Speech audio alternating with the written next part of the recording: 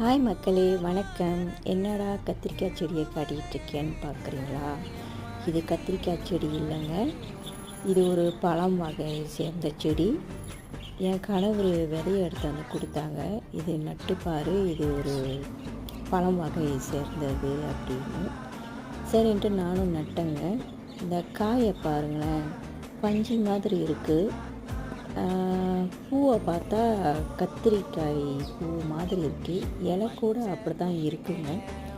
ஆனால் இது எந்த ரகம் சேர்ந்த பழம்னு எனக்கு தெரியல.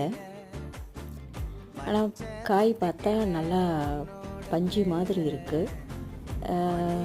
இலை கூட அப்படி தான் இருக்குங்க. இந்த செடி எந்த ரகம் சேர்ந்ததுன்னு எனக்கு தெரியல. உங்களுக்கு யாராவதுக்கு தெரிஞ்சால் சொல்லுங்கள், இது எந்த ரகம் சேர்ந்த பழம்னு. நன்றி, வணக்கம்.